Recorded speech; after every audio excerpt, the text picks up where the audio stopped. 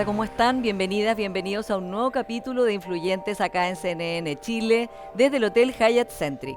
Y nuestro primer invitado de hoy es José Weinstein, experto en educación, académico UDP, ex ministro, y con él conversaremos sobre los problemas de la educación pública en Chile, la deserción escolar, entre otras materias. José Weinstein, bienvenido a Influyentes. Gracias, Paula. Bueno, y tenemos mucho tema para conversar. Tú fuiste subsecretario de Educación en el gobierno del presidente Lago, eres un destacado académico que has estudiado la educación y sigues estudiándola. ¿Cómo calificaría el estado actual de la educación chilena, dado el hecho, además, José, de que se ha transformado como parte del proceso del clima polarizado político que vivimos, en el cual hay siempre como versiones muy maniqueas entre que esto es el peor momento, o que hay que hacer una contrarreforma, o que en realidad el proceso en el que estamos es el adecuado? Yo creo que la educación ha perdido presencia en la agenda pública, ha perdido protagonismo, dejó de ser una prioridad país. Cuando tú hoy día las prioridades del país, ves seguridad, ves pensiones, ves salud, educación no aparece. Y eso es lo peor que le puede pasar a educación, que justamente necesita un impulso muy grande de la sociedad para poder efectivamente avanzar. Un ejemplo respecto de esa pérdida de presencia, cuando tú ves, por ejemplo, hoy día la postulación del pacto fiscal. Y empieza a ver y dice, ¿dónde está educación en el pacto fiscal? No está educación en el pacto fiscal. Lo que se dice en el pacto fiscal son recursos para seguridad, para pensiones, para salud, pero respecto al pacto fiscal de la educación lo que se dice es que se va a estudiar, si hay que hacer algo, pero no se destinan recursos. Entonces uno se da cuenta que es una materia que es de una extraordinaria importancia y que sin embargo está relegada como un lugar secundario, creo yo, hoy día. Y muy efectivamente con un clima político que no la ayuda, Sí. porque si algo requiere la educación son grandes acuerdos nacionales. Piensa de cualquiera de las reformas educativas se pasa 3, 4, 5 gobiernos para realizarse. Claro, y generaciones, en el fondo una generación hasta hacer cambios. Entonces, si no hay una voluntad política de acuerdo, de apoyo en educación, es muy difícil que haya un progreso sostenido. Vamos viendo qué pasa con la nueva educación pública, con los cambios que se hicieron en la reforma educacional del gobierno de la expresidenta Bachelet II, que hoy día está en el centro del debate político porque, bueno, la nueva educación pública, vamos a recordarle a las personas que nos ven, implica muchas cosas, incluido que los colegios y los liceos se desmunicipalizan, dejan de depender de los municipios y pasan a depender de un servicio local de educación, los famosos SLEP. Supone que al final del proceso van a haber 70, hoy día hay solo 15 y muchos, de hecho el SLEP Manquehue, ya los alcaldes que les corresponde fueron a decir que no quieren ser traspasados a este nuevo sistema, porque por supuesto lo que ha pasado en el SLEP de Atacama, con niños sin clase, colegios enteros sin arreglar, problemas de infraestructura, en fin, han dado una muy mala idea de esta educación. Por otro lado, el ministro Cataldo, la subsecretaria Ratia, lo que dicen es, bueno, ese es un caso aislado, no es la situación de todos los SLEP, el de Atacama, pero la realidad es que estamos como paralizados entre seguir implementando esta nueva educación pública o, como pide Renovación Nacional, retroceder, hacer una contrarreforma. ¿Cómo ves tú la situación de todo lo que se quiso cambiar y cómo seguir adelante? Bueno, hay que hacer un poco de historia. El tema de que los municipios dejaran de administrar la educación no es de inventado por este gobierno, es una discusión que viene desde hace por lo menos 2 décadas. Hubo comisiones en el primer gobierno de Bachelet, hubo comisiones en el gobierno de Piñera para ver cómo se hacía la desmunicipalización. Harald Beyer, por ejemplo, presidió una de esas comisiones. Y se llegó a una suerte de consenso diciendo hay que desmunicipalizar. No es buena idea que los municipios administren la educación. Tienen deudas, se rigen por ciclos políticos, se mantiene una desigualdad tremenda, no tienen tamaño, no brindan apoyo técnico a los colegios. Hay muy buenas razones para decir en Chile la educación no tiene que seguir siendo municipal. Claro, y además la disparidad, ¿no? Que en el fondo, si hay un municipio que tiene recursos, bueno, esos colegios tendrán otra realidad versus los municipios más pobres. Más pobres. Entonces, en esas soluciones que se llegó a la idea de los SLEP después de un proceso muy largo, y los SLEP se pensaron como una gradualidad en su implementación, es decir, que de aquí al 2030, 2029 se produzca el traspaso de todos los SLEP. Y se creó un comité evaluador. Este comité evaluador que está pensado para que vaya dando las alertas. Y el comité evaluador dio todas las alertas y no se escucharon las alertas. Entonces tú ves, por ejemplo, el informe de evaluación del año 2021, por darte un ejemplo. y dice exactamente lo que iba a pasar en Atacama. Entonces, ¿para qué te sirve tener un sistema de alertas y de alarmas si no las vas a escuchar? ¿Y cuál es la Entonces, yo creo que hay un explicación, tema. José, de que eso no se Yo haya, creo que porque además un consejo independiente de personas de Exactamente, prestigio? exactamente. Entonces tú dices, bueno, aquí hay un problema de la implementación. Es decir, que cuando uno implementa una reforma como esta, que fue pensada como una reforma para hacerse en 4 gobiernos, ya que va a atravesar, ¿no es cierto?, más de 15 años. Bueno, obviamente tienes que ir aprendiendo y tener la flexibilidad para ir implementando bien. Y eso es lo que yo creo que en este caso ha faltado decididamente, porque las alertas estaban ahí respecto al caso Atacama. Ahora, lo que tú dices respecto de que Atacama no es toda la realidad de los SLEP, yo la he visto directamente. Nosotros desde la Universidad de Diego Portales trabajamos, por ejemplo, con el SLEP Yanquihue y vemos el avance que se dio para esas 5 comunas tener un SLEP. Lo conversamos con los directores. Nosotros hicimos también una encuesta el año 2022 a todos los directores de los SLEP para decir cuál era su visión de este traspaso. Y teníamos una visión de dulce y de agraz, que hay cosas que veían como positivas y cosas que veían como más problemáticas. Por ejemplo, las más positivas que ahora tenían asistencia técnica y apoyos que antes no tenían. Las más problemáticas, la cantidad de burocracia que se agigantó. Sí, que esa es una de las críticas más grandes que se hacen desde quienes están en contra de la desmunicipalización o de este proceso, es que finalmente burocratiza, ¿no? Y entonces ahora hay un ente estatal al cual hay que ir a preguntarle por si hay un vidrio roto, porque si hay un profesor Exacto. que tiene licencia. O sea, que en el fondo ha hecho mucho más difícil y que eso explica el desastre del SLEP de Atacama. Claro, pero en Atacama tienes al lado Huasco y a Huasco no le pasó lo mismo. Entonces hay muchos más factores locales. Y hay un dato muy importante de apoyo a decir que en realidad la visión es más compleja que Atacama y que Atacama es injusto como visión de lo que se ha hecho, que no es cierto los resultados del Simpson. El Simpson 2023 que te muestra que efectivamente había un avance de toda la educación que ha estado desmunicipalizada, al menos equivalente a la municipalizada. Entonces, yo creo que la caricatura es mala, hay un proceso en curso y lo que sí ese proceso tiene que tener la flexibilidad para ir haciendo efectivamente los ajustes que se requieren. Y a mí me parece, por ejemplo, que hay una buena iniciativa a la que ahora se envió una nueva ley. Claro, unas que, indicaciones a la ley que mandó el ministro Cataldo. Por ejemplo, uno de los grandes problemas es que cuando se va a antes de que se desmunicipalice, el municipio asume conductas totalmente oportunistas.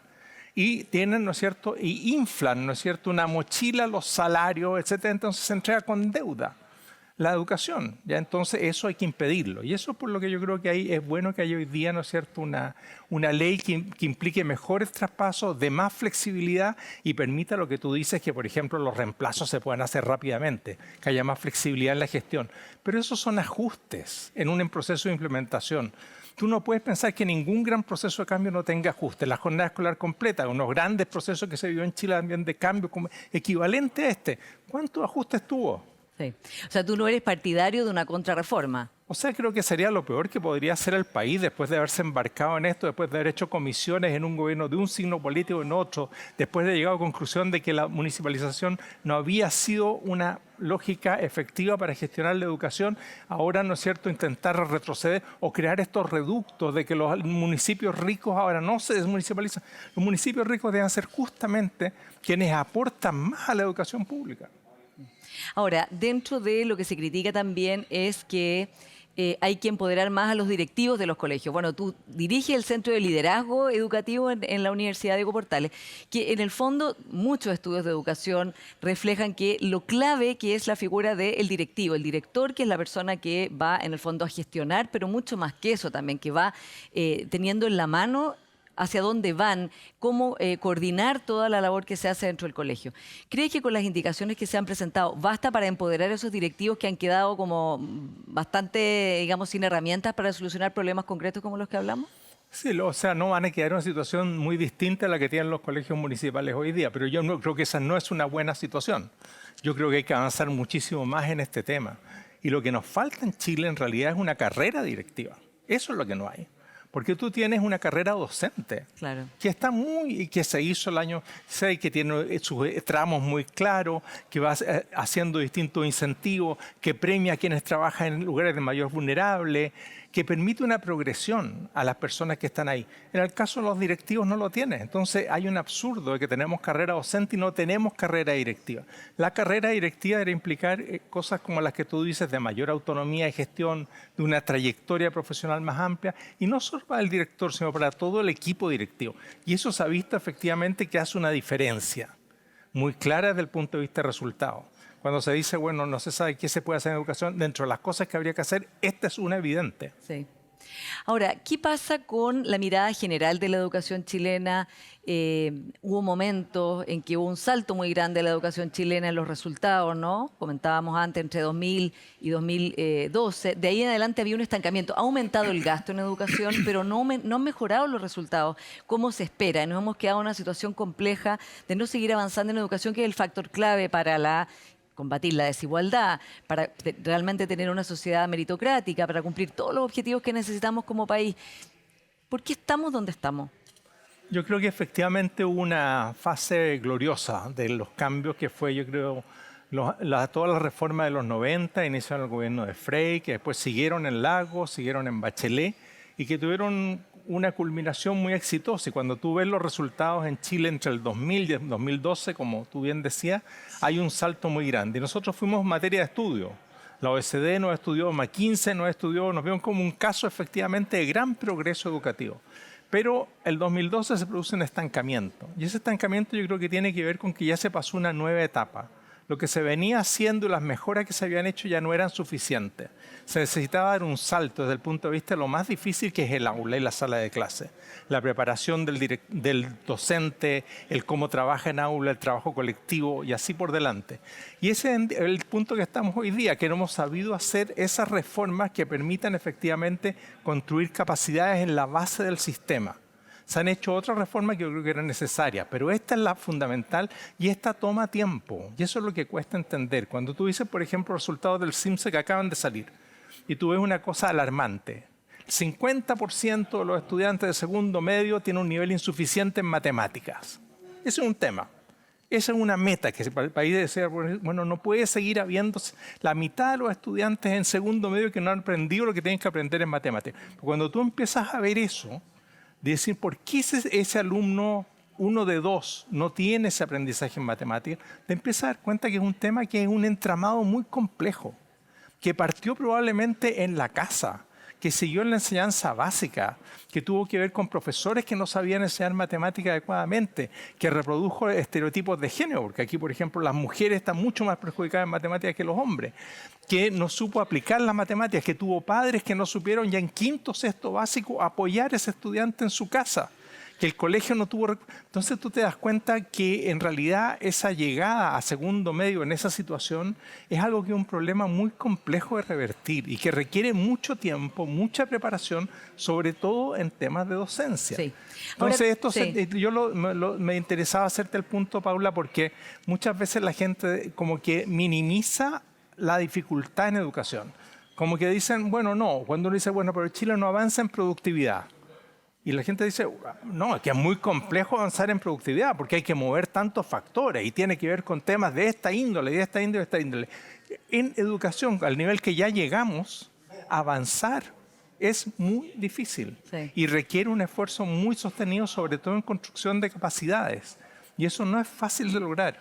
y ahora, ¿cómo evalúas tú a este gobierno, al gobierno del presidente Boric? Porque, por un lado, es una generación, la de él, que puso la educación como en el centro del debate público, ¿no?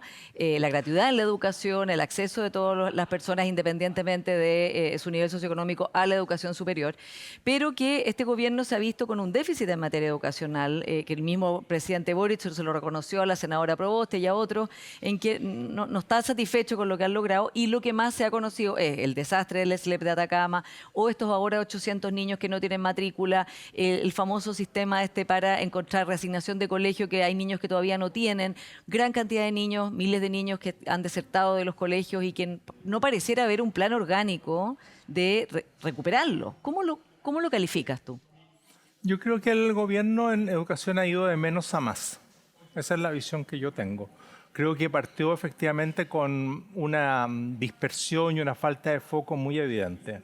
Y hay que recordarse las palabras de esa época, que era un nuevo paradigma, que se iba a hablar un nuevo paradigma. Y yo creo que crecientemente el gobierno ha ido tomando como carta en el asunto y ha ido focalizando en los problemas centrales. Doy un ejemplo de este cambio que para mí ha sido muy evidente. Cuando nosotros tuvimos, ¿no es cierto?, al ministro anterior de Educación, el ministro anterior de Educación trató de que no hubiese más CIMSE. El ministro Ávila. Ministro Ávila. El ministro actual lo que hizo fue que el CIMSE llegara en marzo a los colegios, por primera vez. O sea, que los colegios tuvieran el CIMSE al inicio del año escolar. O sea, no solo dijo es necesario el CIMSE, sino que potenciémoslo como herramienta para que los establecimientos lo puedan ocupar. Por eso yo creo que el gobierno ha ido poniendo, creo yo, un foco más claro en lo que son los problemas reales en la educación y se ha dado cuenta que los tiempos que tiene para hacer reformas y cambios son muy limitados y que tiene que centrarse en el foco principal, que es la reactivación educativa. Sí, la pandemia fue de verdad una crisis educacional. Las Naciones Unidas, Guterres, el secretario general de Naciones Unidas, habla de una catástrofe generacional, sí. Así la califica. Eso es el impacto. Entonces, el foco en estos años de nuestra educación tiene que tener, número uno, la recuperación de la pandemia. Y tuvimos buenas noticias en el CIMSE, pero todavía no tenemos buenas noticias en la asistencia ni en la desvinculación, que siguen todavía altas, y también en el tema del bienestar y salud mental, con un ausentismo docente que sigue muy alto. Sí. Entonces hay que perseverar en reactivar la educación chilena. Ahora, tú fuiste subsecretario de Educación. ¿Qué harías tú si fuera tu problema que hay 800 niños sin colegio y 800 familias que están tratando de que vayan a exámenes libres o hacerle homeschooling o tener tutoría? Y por otro lado, estos miles de niños que están fuera del sistema, o sea que no están yendo al colegio, son más de 50.000 niños que quedaron como completamente fuera de tener un futuro. Sí, bueno, son dos temas yo creo un poco distintos, ¿eh? Creo que el tema segundo que tú dices es clave y ahí estamos desde hace ya muchos años en que estamos entre los 43, 48.000, 50.000 y efectivamente es un tema muy grande la desvinculación de los colegios. Yo creo que ahí se necesita efectivamente un impulso muy fuerte a la educación de jóvenes y adultos. Antes se hablaba de educación de adultos, pero en realidad lo que se ha visto es que tiene que ser de jóvenes y adultos, porque en realidad el momento en que más se puede actuar es justamente mientras son jóvenes.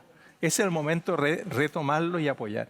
Y ahí se requieren, ¿no es cierto?, subvenciones muy importantes, impulso a lo que se ha llamado establecimiento de segunda oportunidad, y así por delante. Creo que ese es un tema duro, grande. Ahí en todo caso efectivamente hay un dato nuevo en los datos, que estos 50.000, que por primera vez empieza a crecer el grupo en el sector más acomodado, que también se desvincula de los colegios. Y ahí parecieran haber lo que tú dices, homeschooling, otra alternativa, gente que no quiere estar en los colegios. Claro, no es que no tuvieron cupo, sino que los padres preferirían claro, educarlos en la casa. En Vitacura crece, por ejemplo. Bueno, entonces eso es raro, pero lo principal que tenemos, que es la desvinculación por otros factores, efectivamente es un problema. Y respecto de cómo hacer efectivamente calzar, ¿no es cierto?, la oferta educativa con la demanda educativa, ahí se requeriría una anticipación mucho mayor. Porque efectivamente esto tiene que ver, Paula, con el movimiento poblacional, con que de repente se instala una toma, ya con 15.000 personas en un lugar, y tú no tienes una capacidad instalada para atender a esas personas, ya que se movilizan con mucha fuerza. Entonces debieses tener una capacidad de reacción rápida, creo yo, frente a estos casos de cambios en la demografía y en los sectores habitacionales. Pero el tema más de fondo del sistema de admisión escolar, yo creo que no te cambiaría con un sistema distinto. El tema es cómo haces calzar efectivamente estos movimientos de población que van ocurriendo muy rápidamente con una oferta. Un problema, por ejemplo, en Antofagasta hoy día, claro, que está llena de personas. Bueno, tienes que crear una oferta de emergencia. Bueno, esa es la que yo creo que es la reacción rápida. Ahora, desde la oposición lo que dicen que se echa de menos es que con la nueva ley se dificulta la creación de nuevos colegios porque habría que probar que hay un déficit para poder hacer un colegio, ¿no? Un colegio subvencionado. O sea que también se ha inhibido la posibilidad de que surjan nuevos colegios. ¿Eso es así, a tu juicio? ¿Cómo se cambia? ¿Hay que hacer una...? No, yo no creo que eso sea un tema grande. Yo creo que, por desgracia, lo que hablábamos, la educación ha caído como en esta guerra de guerrilla, de cada problema que hay tratar de endosárselo al otro. Y no digo que solo en este gobierno, creo que el pasado también ocurrió, ¿ya? Y que ya entramos y que tiene que ver con esta degradación mayor de la política. Yo creo que en el caso de educación hay que hacerse cargo de que los 800 niños que partieron siendo 3.000, ya también existieron en los gobiernos anteriores, y es un problema que existe habitualmente, que tú en marzo no logras tener a todos los estudiantes en su lugar. Eso ha pasado hace mucho tiempo. Entonces yo creo que se requiere como de alguna manera elevar el debate y ver soluciones efectivamente. Ahora, si estas soluciones tienen que ser públicas o pueden ser también privadas, yo creo que todo el mundo tiene que estar abierto a que sean públicas o privadas. Por eso tenemos un sistema mixto en Chile. Sí. Ahora, un tema muy importante que se debate ahora es la educación temprana a raíz de, bueno, de lo importante que según todos los expertos es para esta estimulación temprana para niños y niñas, que cuando no la reciben ya empiezan como desde el 0 años en adelante un déficit, una diferencia que después no se logra paliar. Y también por el proyecto de Sala Cuna Universal, que está ahí parado porque para algunos es un proyecto que tiene deficiencias desde el punto de vista educativo, ya que es un proyecto que ataca dos problemas a la vez. Por un lado, el empleo femenino y por otro lado, que la principal causa para las mujeres más vulnerables de no poder trabajar es no tener con quién dejar a los hijos. Y hoy día tenemos esa ley que solo las empresas con más de 20 mujeres tienen acceso a ese beneficio. Pero por otro lado está que también cuidar a los niños no es tan simple, no tienen que haber ciertos estándares. ¿Tú le ves a eso posibilidad de reconciliar esos dos objetivos de manera de poder sacar adelante un proyecto que, según todos los expertos, realmente sería beneficioso? Sí, yo creo que es clave. Es clave por todas las razones, porque en el fondo tú cuando estás tocando ese punto, estás tocando un nervio que tiene muchas ramificaciones, efectivamente. Está efectivamente el cuidado de los niños, está la estimulación, está su escolaridad futura, su desarrollo, pero está también el empleo de las mujeres y sus posibilidades de mayor autonomía que también están en juego. Está el tema de la pobreza, que está asociada al empleo femenino. Entonces, efectivamente, hay que hacer un esfuerzo como país. Eso es lo que te decía, como los temas país en educación que yo veo abandonados, que no están en primera etapa y que habría que hacer un esfuerzo muy grande de conciliar estos temas y llegar a un acuerdo, efectivamente, en que lo más sustantivo, que es la meta de lograr efectivamente esta Sala Cuna Universal, se cumpla. Ahora, otro tema que se debate mucho, José, es finalmente haber gastado tantos recursos de la gratuidad, o sea, haberlo invertido en educación superior, habiendo aumentado de manera histórica la cantidad de jóvenes que pueden ingresar a la universidad, y haber descuidado la educación temprana cuando el retorno sobre la inversión en educación temprana es altísimo por todo lo que acabas de describir. Entonces, desde ese punto de vista, la gratuidad es una política que se debió haber pensado mejor en haberla hecho a lo mejor no tan extensiva o haberle dado también parte de esos recursos a la educación temprana. Sí, bueno, otra cosa es mirar desde ahora, ¿no es cierto?, la situación, pero a mí me parece claro que es difícil conciliar, ¿no? Uno de los puntos importantes de esto, ¿no es cierto?, que se ha dicho y es verdad, es que efectivamente el poder de presión del movimiento estudiantil es enorme, ¿ya? Y por lo tanto, efectivamente, tiende a poner su punto antes a veces que, por ejemplo, este tema de la educación infantil. Yo creo que efectivamente hay que hacer un esfuerzo mucho mayor en educación infantil. Si uno tuviera que ser como un esfuerzo, decir, bueno, hoy día, afortunadamente yo no he escuchado a nadie decir avancemos más en gratuidad, que podría ser. Alguien diga, avancemos al 70%. El problema sí que tiene el gobierno hoy día es que tiene que ver, ¿no es cierto?, qué hace con sus promesas electorales. Bueno, claro. Porque bueno, uno es ese, la condonación, pero hay otro que yo creo que también va a ser muy fuerte este año y ahí se va a ver, a propósito de tu pregunta de cómo uno ve al gobierno en educación, ahí se va a ver efectivamente la capacidad política de este gobierno cuando surge, ¿no es cierto?, el tema de la deuda histórica. Sí, y a propósito, se nos acaba el tiempo, José, ¿cómo ves tú al colegio de profesores que durante la pandemia, justamente que luchó por no abrir los colegios, o sea, no estuvo alineado con la apertura de colegios, que fue la postura que tuvo el exministro Raúl Figueroa, y que todavía está haciendo paros por distintas razones que a lo mejor son muy atendibles, pero sobre una población de niños y niñas que ya tienen una pandemia encima, ya tienen todos estos déficits educacionales y que por lo tanto es bastante difícil de comprender desde el punto de vista del interés de esos niños? Sí, bueno, yo creo, mira, a mí me tocó hace poco hacer una revisión como internacional de sindicalismo docente y pude entender un poco más qué es lo que ocurre en distintos lugares del mundo. Y hay como dos modelos de agrupaciones docentes gremiales. Una son los sindicatos de trabajadores y otros son los colegios profesionales, ¿ya? Cuando tú tienes un sindicato, tú lo que haces básicamente es pelear por tus intereses. Y ese es tu tema. Cuando tienes un colegio profesional, peleas por la profesión. Y la profesión está vinculada a, por ejemplo, los estándares profesionales. Y yo creo que el colegio nuestro debiese ir transitando más desde ser un sindicato a ser un colegio profesional. Hoy día es un sindicato más Está bien. medio, yo creo que está medio término, pero a mí lo que me gustaría sería que el colegio de profesores fuese efectivamente como un colegio médico, alguien que efectivamente pone la profesión por delante, pone los estándares de discusión, pone los códigos éticos con mucha fuerza y tiene propuesta educativa. Porque son quienes están todo el día en la sala de clases, quienes más debiesen ayudar a que efectivamente se pudiese mejorar el proceso educativo. Por lo tanto, a mí me gustaría ver un colegio de profesores más propositivo en lo educativo, como algo con mucha fuerza a impulsar. Y creo que es muy importante para los gobiernos llegar a acuerdos con el colegio de profesores. Bueno, ahí se harina otro costal, pero creo que cuando se ha progresado y se dice, bueno, se ha llegado a grandes acuerdos nacionales, también han incluido al colegio de profesores. Sí. La evaluación docente, por ejemplo, que es una rareza chilena, que nosotros logramos adelantarnos en Chile, se hizo con acuerdo del colegio de profesores. Sí. Entonces, ese también es un punto que cuando hablamos de grandes consensos nacionales, no olvidemos al colegio de profesores. José Weinstein, muchas gracias por esta conversación. Gracias a ti, Paula. Y a ustedes les cuento que antes de irnos a una pausa, nuestro siguiente invitado es el senador Iván Moreira. Él es hoy presidente de la Comisión de Trabajo y con él hablaremos del fragmentado sistema político, de la posibilidad de una reforma de pensiones y de su mirada del futuro de la derecha.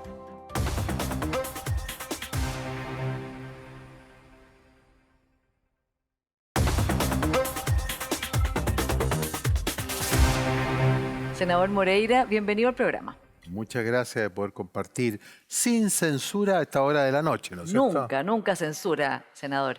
Oiga, partamos hablando cómo quedó el Senado después de un acuerdo, o sea, una elección de la mesa que fue bien complicada y que dejó los ánimos, que siempre son más reposados y republicanos, en el Senado conflictuados. Yo diría que esa esencia, esa alma republicana que queda en el Senado,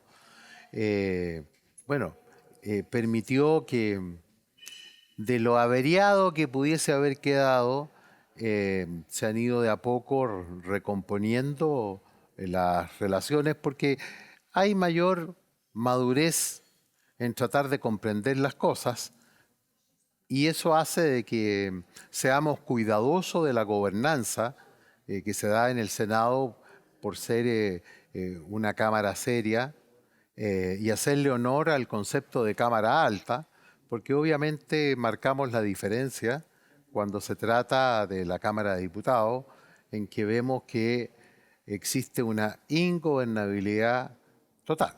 Y hablemos de lo que pasó esta semana con la elección de la mesa, ¿no? Con por un voto, la diputada Cariola quedó como presidenta de la Cámara, quedó como vicepresidente el diputado Gaspar Rivas, lo cual ha desatado todo tipo de polémicas y ya esa mesa ha sido censurada y la censura se votará el lunes. ¿Usted cómo ve todo esto? Y además se lo pregunto no solo desde el lado del oficialismo, sino de la misma oposición, porque estaban contando con el voto del diputado Ojeda, independiente republicano, que no llegó a votar porque dijo que perdió el avión, y estaban también, digamos, en la precariedad de ese voto para hacer la diferencia. Mire, más allá de la decisión que tome la Cámara de Diputados, hay que entender que hoy día la Cámara de Diputados es muy distinta cuando comenzó el gobierno del presidente Boric, que había una mayoría, diría yo, holgada. Hoy día hay un claro empate. Pero yo creo de que hubiese esperado un poquitito que hubiese más contenido en cuanto a la censura, porque esto se presta para distintas interpretaciones y yo obviamente, yo siento, y esto no con el ánimo de entrar en polémica con el Partido Republicano, hay una suerte de tratar de arreglar las cosas luego de que un determinado diputado no llegó a votar. Uno tiene que hacerse responsable de decisiones de esta naturaleza, porque cuando sabemos que está empatada, que por un voto se gana o se pierde, uno no puede perder el avión, pues tiene que tomar las providencias del caso un día anterior, no el mismo día de la elección. Y obviamente los parlamentarios tendrán que tomar su decisión y Chile Vamos tendrá que definir su posición frente a esto, porque tampoco se trata de victimizar al Partido Comunista y menos a Carol Cariola, porque el daño se lo están haciendo al Partido Comunista y a la Carol Cariola, no al diputado en cuestión, porque todos sabemos que es bastante compleja la personalidad del vicepresidente. Ahora, ¿fue un error hacer esta censura por parte del Partido Republicano? Y se lo pregunto porque desde Chile Vamos a salir a criticar mucho y decir que no están los votos, que va a terminar ratificando, digamos, dándole un triunfo a la Entonces, mesa de la yo diputada solamente, Cariola. si hoy día existe una crítica de parte de Chile Vamos, o de algunos dirigentes de Chile Vamos y parlamentarios en cuanto a que esto fue un error, bueno, si esto fue un error, ellos tienen la posibilidad de poder, entre comillas, rectificar. Porque yo creo que la conducción del Partido Comunista o se va radicalmente más duro a la izquierda o hay una gobernanza mínima. Entonces, esto de cambio de mesa, esta cantidad enorme de partidos políticos que hay hoy día, es muy peligroso para el futuro del país. Senador, en ese sentido, lo que este episodio refleja y muchos otros similares es la necesidad de hacer cambios al sistema político, ¿no? Y que hay un grupo que ha trabajado sobre la base de lo que hizo la comisión de expertos para cambiar al menos el umbral y la pérdida de escaños. ¿Usted cree que es viable sacar eso adelante? Porque hay como una ventana ahora, mayo, junio, hasta julio, para poder intentar sacar esta reforma constitucional adelante. Bueno, yo quiero decirle de que a mí me parece que es muy importante, incluso para el propio presidente Boric, llevar adelante esta reforma al sistema político. Porque tenemos que decir las cosas como son. El año 2015, cuando se llevó adelante esta reforma, nosotros votamos en contra, porque advertimos al país lo que esto iba a significar, lo que sucede hoy día. Hay alrededor de, o más exactamente, 21 partidos políticos hoy día. Sí, Y hay 15 que vienen en formación. Y eso no le da gobernanza a un país. Es peligroso, es dañino. Entonces yo tengo confianza en que podemos llevar adelante, por el bien de Chile, tratar de darle a la democracia mayor solidez y que no siga sucediendo lo que ocurre hoy día, en que por un voto se aprueban o se rechazan las cosas. Es muy peligroso para el país esta cantidad de tantos partidos políticos, porque todos sabemos en qué terminan. sí. Usted, senador, ha sido bien claro en plantear que Chile Vamos tiene que diferenciarse del Partido Republicano, ¿no? Usted tuvo una frase bien conocida durante el segundo proceso constitucional que dijo que Chile Vamos había estado de arroz graneado, incluso que estaba pensando renunciar a la UDI por cómo había sido todo este proceso, ¿no? ¿Cómo ve hoy día Chile Vamos frente a Republicano? ¿Siente que están más, teniendo además a la candidata presidencial mejor aspectada en las encuestas, como dicen todas, la alcaldesa Matei, está recuperando, peleando esa hegemonía, dejando de ser arroz graneado, yendo hacia algo más principal o no? Nosotros tenemos que ser pragmáticos como siempre lo hemos sido.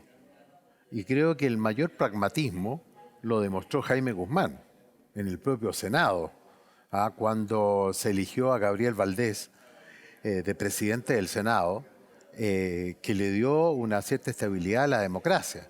Se tiende siempre, cuando uno tiene una opinión distinta o cuando actúa con madurez, a acusarnos, y en el caso propio, que yo traicioné a Pinochet, que estoy con la izquierda, hasta me acusan de izquierdista, de socialista, de comunista. Mire, no es ninguna novedad.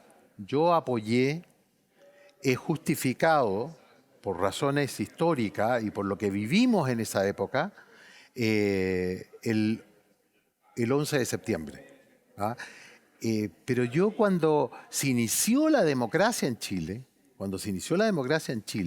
yo asumí un compromiso que lo he demostrado absoluto con la democracia. Y eso implica tomar decisiones que muchas veces son impopulares. Y yo creo que nosotros evidentemente terminamos siendo una especie de arroz graneado de las decisiones que tomó Republicano.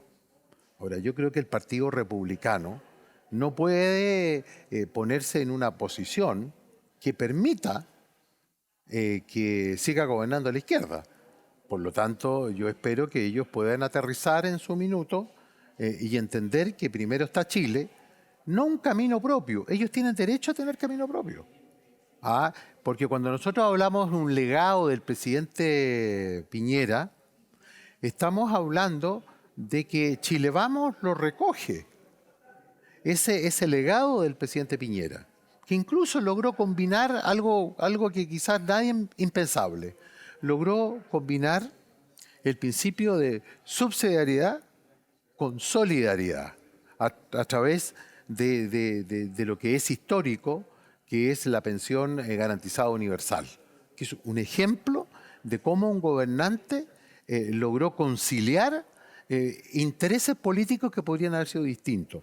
Entonces, yo hoy día pienso de que tiene todo el derecho republicano a tener un camino propio, pero no tiene un derecho a permitir que la izquierda gobierne en el futuro nuestro país. Por lo tanto, la responsabilidad la tienen ellos. Ahora, ¿cómo ve usted a la UDI? Porque en ese minuto, hace no tanto, estuvo a punto de salirse. La veo hoy día dejando de ser arroz graneado republicano. Por ejemplo, lo que ha pasado ahora con Marcela Cubillos, ¿no? En que la UDI baja a su candidata, la alcaldesa Peñalosa, que iba a la reelección, en pos de Marcela Cubillos, que inmediatamente es respaldada por el Partido Republicano. ¿Cómo ve usted lo que está pasando al interior de la UDI de cara a lo que está planteando en la diferenciación? Mire, lo que puede hacer Marcela Cubillos es una decisión de ella, pero no muestra el liderazgo, la seriedad con que ella siempre ha actuado en política. A mí me sorprende esta especie de ansiedad política, como hacerle un gallito al partido que la cobijó, que la admiró, que compartió con ella durante muchos años. Pero es una decisión de ella. Y esto de hoy día más que nunca, la UDI tiene que fortalecerse. Yo confío en que se han tomado determinaciones importantes.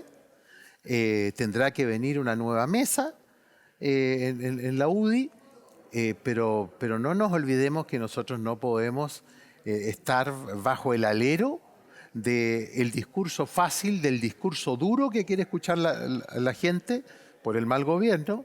Entonces, que es republicano. Pues, si aquí hay una competencia, ¿quién le pega más fuerte al gobierno? Entonces, a mí lo que me preocupa, sinceramente, es que pueda volver a gobernar la izquierda en nuestro país. Y por eso es que tenemos que mantener la unidad. Cada uno le aprieta el zapato. Cada uno sabe dónde le aprieta el zapato. Sí. Entonces tienen que ser muy responsables en las decisiones políticas que tomen los conglomerados. Por eso que cuando a mí me hablan de republicano, mire, yo desde el 29 de diciembre, yo no he tuiteado en aras de la unidad ninguna cosa en contra del líder de republicano, que es José Antonio Kast. Porque me pidieron y también dije, yo no puedo ser el campeón de la discusión con el líder de republicano. Yo no he criticado más y ni lo voy a hacer porque creo que uno tiene que demostrar en los hechos la unidad. Aquí nadie sobra, todos nos necesitamos. Tenemos que salir de este mal gobierno, que hoy día es un gobierno que está actuando solo con pragmatismo, porque si fuera por ellos actuarían con solo ideologismo. Ahora, vamos a las diferencias con republicanos. Usted dice, no he tuiteado en aras de la unidad. Pero José Antonio Kast ha sido bien claro en que no va a ir a una primaria con la alcaldesa Matei, que va a ir, digamos, directamente a la primera vuelta, lo cual hace que hay una posibilidad de que la alcaldesa Matei no pase a segunda vuelta, porque en el escenario que tenían pensado de una segunda vuelta con 2 personas de derecha, la verdad es que tendría que ir un candidato que ni siquiera tuviera el 30% de apoyo al gobierno para que ese escenario pudiera darse. Tendrán, en un caso así, en un supuesto caso así, que no va a ocurrir, y yo voy a dar las razones del por qué, tendrán que asumir su responsabilidad, pues. Sí, ya está bueno que nos lavemos las manos de los errores que cada uno de los sectores políticos de derecha hemos hecho. O sea, nosotros hemos cometido muchos errores. Y hoy día yo veo que como que hay que calibrar un poco la brújula en nuestro sector y en todos los sectores políticos, pero yo tengo que hablar de mi sector, porque yo veo que aquí se funciona siempre con encuestas hoy día. Las encuestas dejaron de ser tan importantes como fue en el pasado. Las encuestas también se equivocan, son importantes, son señales. Entonces, de repente, lo que diga la encuesta yo lo hago. Y eso no debiera ser así. Entonces, ¿qué quiero decir yo? Nosotros no tenemos por qué apresurar la campaña presidencial de Evelyn Matei. Porque yo a ella la encuentro con una solidez y una madurez que nos da cierta tranquilidad de que va a ser una buena presidenta en el caso de ganar las próximas elecciones presidenciales. Pero hoy día ella tiene que demostrar de la base misma, de la comunidad local, que es ser alcaldesa, lo bien que lo ha hecho. Ella ha sido importantísimo en los temas de seguridad. Fue, yo diría que la primera alcaldesa que de alguna manera denunció estas mafias delictuales que existen en el país y, por decirlo así, en los barrios de las comunas de la Plaza Italia para arriba, por decirlo así. Senador. Entonces, y hay temas que, por ejemplo, que son importantes, no es que sean progresistas, pero son el tema de la biodiversidad. Ella ha demostrado que va a tener la capacidad, en el momento que corresponda, de presentarle un programa de gobierno serio. Y en ese sentido, no solamente a ella, a cualquier gobernante de Chile, es importante tener un sistema político sólido, no el que tenemos hoy día. Ahora, ¿usted la ve a ella en una primaria con José Antonio Kast, con Jimena Rincón, que ahora es parte de la oposición? Seamos serios. Como aquí se habla tanto de las encuestas, la candidata más sólida es hoy día Evelyn Matei. Entonces, ¿por qué perder tiempo? ¿Por qué permitir que un candidato o candidata que pueda ganar se desgaste? O sea, ¿usted no quisiera que Jimena Rincón, por ejemplo, vaya...? No, si a mí me dijeran que los contrincantes que han anunciado una campaña presidencial con más de un año de anticipación, a lo menos esperen un poquitito. Yo veo una ansiedad. Es que ¿En quién? ¿En quién? Yo veo una ansiedad, por ejemplo, en los candidatos presidenciales, en el sentido de quizás ir de candidato para tener algún grado de influencia en el próximo gobierno. Como también lo veo en mi partido, que la famosa vieja guardia, que vieja está, pretenden tener Los coroneles. una participación, no todos los coroneles, pero muchos de estos coroneles y de otros que aparecen apoyando otras campañas, ellos lo que pretenden en el fondo es tratar de tener una influencia en el próximo gobierno. O sea, si ya tenemos que dejarnos esto de las cuotas, esto Ahora, del poder, ese esa es gobierno... la política añeja, la política vieja. Y te lo dice una persona que lleva más de 50 años en política, en que de menos a más ha aprendido qué es lo que es mejor para el país. Por eso yo tengo una visión totalmente distinta, de diálogo, de conversación, de llegar a acuerdos. Y el hecho que yo vaya a hablar con el presidente Boric o que hable con sus ministros... Sí, lo critican harto por eso no en su significa sector. que yo renuncie a mis principios, sigo siendo el mismo en muchas cosas.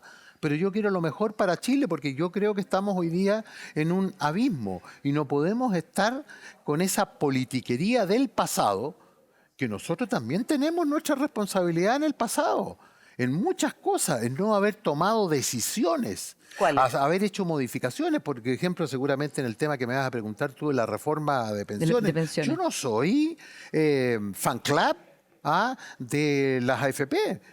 Yo creo que hubo determinados abusos en las comisiones, en que no se resguardó debidamente a los cotizantes, en virtud a que estaban muy bien la rentabilidad, pero cuando se perdía esa rentabilidad de las AFP, bueno, los que pagaban ese daño eran los cotizantes. Entonces, hubo muchas cosas, un modelo económico que fue exitoso y que hoy día critican los mismos que gobernaron 30 años Chile, pues. Y Senador, esos mismos que gobernaron durante 30 años Chile fueron los que aplicaron incluso rigurosamente el modelo económico del gobierno militar y de Pinochet, y después se lavan las manos. Ahora, ese modelo económico que fue sustentable en un minuto dado, requería modificaciones.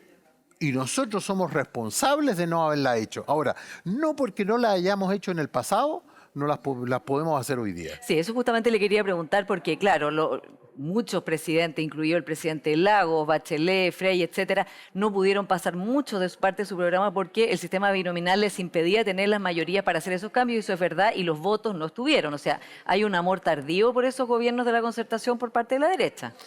Bueno, nosotros estamos conscientes de lo que pasó en Chile políticamente.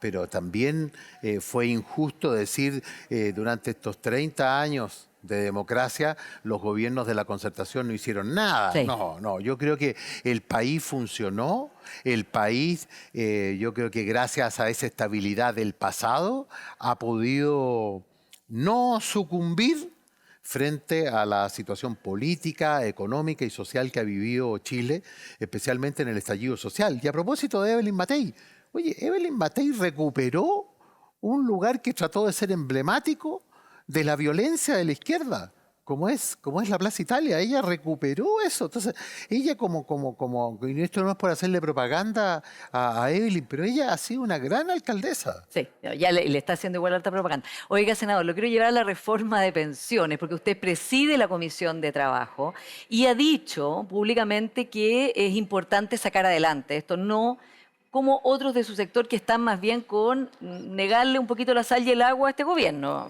honestamente, y dejar esto en el congelador. ¿Por qué es importante sacar ahora la reforma de pensiones? ¿Cómo va a convencer a su propio sector de poner esta negociación en curso? ¿Y qué ve usted que sería posible, ya que el 3 y 3 que está el gobierno hoy día allanado a hacer, aunque en su momento con el gobierno del expresidente Piñera no estuvieron disponibles, hoy día están disponibles para 3 y 3, pero es ahora la oposición que dice 6 completo las cuentas individuales o nada? Pero primero hay que desmitificar el tema del 3 y 3. Cuando se planteó el 3 y 3 en el gobierno del presidente Piñera, la situación del país era distinta. No habían habido los 3 retiros, y la situación económica era totalmente distinta. Y no había PGU, eso es verdad. Y de empleo era totalmente distinto porque en los gobiernos del presidente Piñera hubo momentos de pleno empleo. Esas condiciones hoy día no se dan y en eso tenemos un grado de responsabilidad. Yo asumo mi responsabilidad y no me arrepiento en el primero ni en el segundo retiro porque fue una cuestión de sobrevivencia, porque mi gobierno no estaba dando el ancho en las necesidades de sobrevivencia frente a una población que estaba confinada en su casa por la pandemia. Y como empezamos con 60.000 pesos y finalmente el IFE terminó en 600.000 pesos para alguna familia. Entonces, yo creo que esa fue una cuestión humanitaria. Todos estamos de acuerdo que no era una buena política, pero había que hacerlo por razones humanitarias. Ahora, en la tercera, ahí nos pasamos un poquitito de la raya. En la cuarta, yo voté en contra. ¿Qué quiero decir con esto? Los tiempos cambiaron. Entonces, cuando hablamos de una reforma previsional, tiene que ser sustentable en el tiempo y tiene que demostrar esa reforma que va a contribuir a los chilenos. Porque hoy día es muy fácil proponer y apoyar cualquier cosa cuando nosotros los efectos de las pensiones los vamos a ver en 10, 15 y 20 años más. Sí. ¿Qué hemos propuesto? Eso le iba a decir, senador, porque Ya. se nos acaba el tiempo. Sí. ¿Qué cree usted que es posible? Mire, yo creo que tenemos que tener una metodología de cómo vamos a tratar la reforma. Y yo creo que aquí hay responsabilidad compartida. Y cuando hablo de responsabilidad compartida, el que tiene que seducir y demostrar una actitud de cambio es el gobierno. Porque si el gobierno... Muchas mesas sí, de diálogo, pero ¿no? el gobierno, yo quiero decir que el gobierno tiene que demostrar que no va a presentar el mismo proyecto. Hasta ahora no ha podido presentar nada. Pero yo confío en el ministro Marcel, en que va a hacer una presentación. ¿Estemos de acuerdo o no? Porque, mire, puede tener muchos defectos el ministro Marcel, pero es un tipo serio. Y yo prefiero en Hacienda al ministro Marcel que cualquier otra persona que venga a aprender y que sea ideologizada. Pero usted está dispuesto a ceder o va a quedarse la oposición en el 6-0, que ahí no va a haber acuerdo. Mire, ese es el tema. Mira, nosotros hemos propuesto varias cosas. La primera propuesta es que nosotros demostremos en este gobierno un grado de avance. O sea, que la gente vea, quieren avanzar con algo concreto. Eso es lo primero. Que se suban las pensiones. Disposición y diálogo. Es que eso de subir las pensiones, ojo, lo que hemos dicho, en el supuesto caso, eso es un supuesto que tenemos que es una alternativa, que es la última alternativa. En el supuesto caso de que no lleguemos a un acuerdo, nosotros somos partidarios de que ahora el 3% vaya a la cuenta individual, ¿ok? 3% a la cuenta individual y busquemos una fórmula con impuestos generales de poder subir las pensiones pero a el gobierno ya les ha dicho que 250.000. no. No, pero pero ha dicho que no, pero estamos en conversaciones, pero tampoco ha propuesto otra cosa distinta.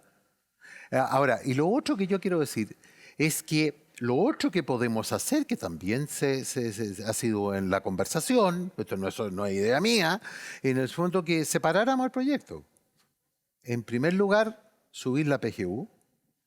En segundo lugar, el tema de las comisiones. A esto le han llamado la separación de la industria, o como se llame, ¿Sí? o como que el nombre que ¿Usted quiera está de darle. acuerdo con eso? No, yo no hablaría de separación de industria, yo hablaría de que exista una modificación en el tema del cobro de las comisiones y también algún grado de corresponsabilidad con los cotizantes cuando haya pérdida. Ese es un punto. Y en tercer lugar, el tema del 6%. Y veamos qué podemos acotar, que la gente vea ya. Lo que no hizo este gobierno lo tendrá que hacer el próximo gobierno, pero el no hacer nada es dañino. Y nosotros estamos dispuestos al diálogo, estamos dispuestos al avance, tenemos una buena relación con el ministro Marcel, también con la ministra, aunque de repente hace la ministra del Trabajo algunas declaraciones muy comunistas, como le digo yo, Bueno, pero ella es muy comunista. encendida. Bueno, por eso que también particularmente para ella debe ser bien complicado su condición de ser ministra del presidente Boric, que está actuando con pragmatismo, y al mismo tiempo ser militante del Partido Comunista. Yo le aseguro que vamos a actuar con responsabilidad. Pero si el gobierno, y eso lo sabe el gobierno, nos presenta más de lo mismo, no tenemos otra alternativa de votar en contra de la idea de legislar. Porque aquí lo que se busca en los próximos meses es tratar de buscar algún tipo de acuerdo que dé certeza a la oposición o seguridad de que van a haber cambios importantes en que todos tengamos que ceder y cambios que permitan de alguna manera, yo diría, un notable interés de avance. O sea, están tratando de avanzar. Y yo espero de verdad que dentro de las próximas semanas no es que exista un acuerdo, no es que se vaya a firmar un protocolo, no es que vayamos a salir todos con las manos en alto, pero por lo menos alguna fórmula que permita darle una mejor discusión a este proyecto. Nosotros vamos a actuar con súper seriedad. Mire, nosotros les dijimos a nuestros diputados que votaran en contra de la idea de legislar porque era un mal proyecto para Chile. Esa fue. Tampoco vamos a abandonar a nuestros diputados que pusieron la cara en la Cámara de Diputados. Entonces, esto se va a conversar, pero tampoco nosotros nos vamos a quedar en una posición de congelamiento frente a un tema tan sensible. Subir las pensiones hoy día es muy complicado porque ¿de dónde sacamos la plata?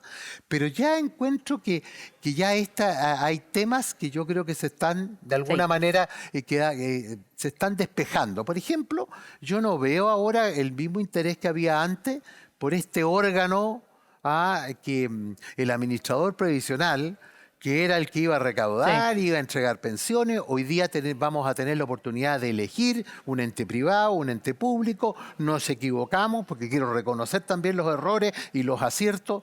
Quizás hubiese sido mucho mejor para el tema de pensiones en Chile que hubiésemos aprobado en su minuto lo que planteó la presidenta Bachelet, que era una AFP estatal. Bueno, hoy día hay consenso, senador, hay consenso que hay una buena competencia. Se nos acabó el tiempo, pero claro, muchas cosas del pasado habrá un momento para arrepentirse Y de no haberla aprobado.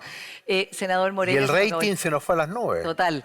Muchas gracias por esta conversación y veremos qué pasa entonces en la Comisión de Trabajo del ¿Que Senado. va a pasar algo positivo para el país? Va a pasar algo positivo. Bueno, muchas gracias por esta conversación y a ustedes, como siempre, gracias por su sintonía y nos encontramos el próximo domingo.